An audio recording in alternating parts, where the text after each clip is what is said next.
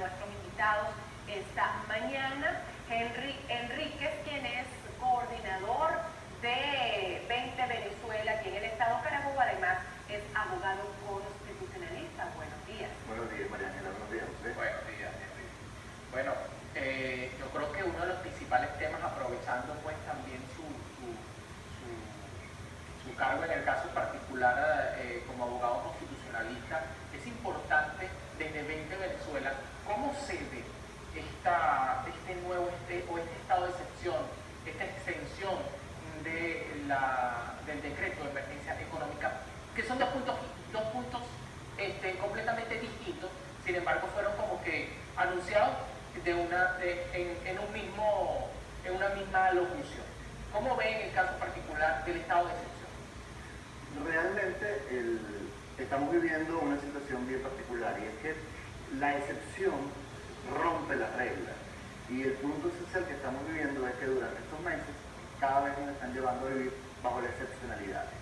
Eso dentro de un régimen que garantice en primer lugar el Estado de Derecho es muy delicado, porque excepcional significa algo que se hace de manera precisa, no es un concepto genérico, sino que más bien es un concepto que tiene que ser coyuntural.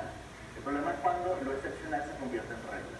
Como bien has dicho, José, desde enero estamos bajo un régimen excepcional que nos viene llevando, y ahora tenemos nuevamente un decreto que ahora combina esa emergencia económica con la excepcionalidad, y eso es bastante delicado, porque ciertamente es una competencia del presidente de la República, que estableció en la Constitución 337, 338, 339. Hay una ley orgánica en materia de estado de excepción que también regula y le da competencia al presidente de la República, pero fíjense ustedes, no hay que olvidar esas competencias están interconectadas, es decir, el presidente redacta el decreto, genera ese acto administrativo de efectos generales, y es la Asamblea Nacional la que debe autorizarlo. Previa calificación o en el mismo lapso debe darse la calificación de constitucionalidad por parte de la Sala Constitucional, pero la autorización del decreto es una competencia de la Asamblea Nacional. Ahora bien, la excepción tiene tres características, tres elementos que nos lo señala el artículo 338 de la Constitución, y esos tres elementos es que la excepción es por desastres naturales, que es la excepción del estado de alarma, tenemos la excepción que va por la emergencia económica, y luego tenemos el estado de conmoción. En el caso del estado de alarma, tiene una duración de 30 días, y el estado de alarma en este caso es por una crisis natural, por un desastre natural. La emergencia económica es para atender en un lapso de 60 días, prorrogar por 60 más una situación económica, y luego tiene el de conmoción, que tiene que ver con los conflictos internos o externos.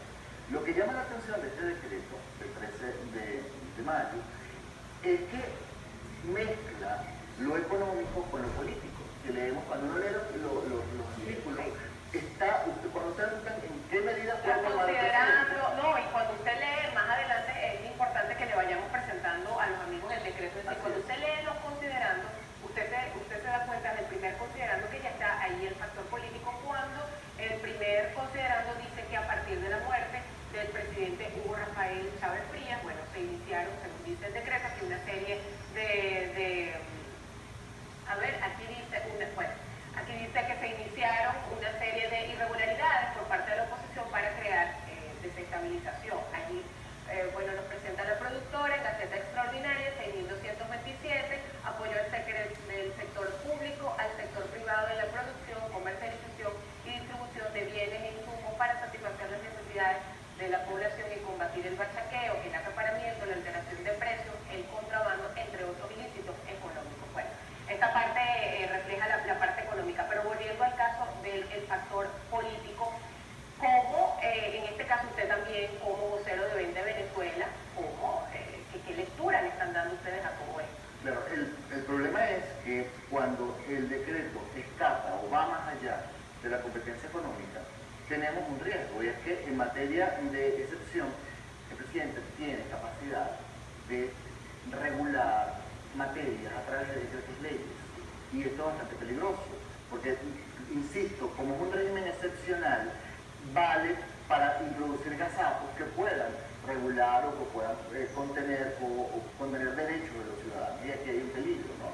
Porque tengamos en cuenta lo siguiente: el Estado que está formado por territorio, población y poder, tiene además, en este caso el gobierno, una obligación. Dentro de esas obligaciones está la competencia de gobernar de acuerdo a la Constitución y la ley. Cuando la Constitución va en contra de los derechos de los ciudadanos, hay que tener mucho cuidado con los derechos humanos. Pese a que el decreto efectivamente hace incidencia en el respeto de los derechos humanos, el gran problema es por qué si estamos hablando de una excepción económica, porque habla de la posibilidad de tomar medidas políticas, que efectivamente lo señala el decreto. Tenemos que ir a la pausa, abogado. Fíjese, hay algo también bien importante que hay que destacar. Extendiendo o entendiendo la extensión de todos estos decretos o el porqué del decreto, hay un tema bien importante que aquí se debe comentar también, que es la supuesta injerencia extranjera. Esto es uno también de los temas que impulsó a que el estado de excepción se... el decreto de Obama, por ejemplo. Exactamente. Entonces, es importante también meterle el ojo a esto, porque se habla de materia económica. La materia económica ya fue en la frontera, hasta ahora no ha tenido resultados positivos. Se habla ahora de la extensión de este decreto a todo el país, también bajo ciertos parámetros, por lo menos la emergencia económica. Sin embargo, a eso se le está metiendo también la injerencia internacional, que no está contemplada de acuerdo a lo que usted acaba de decir.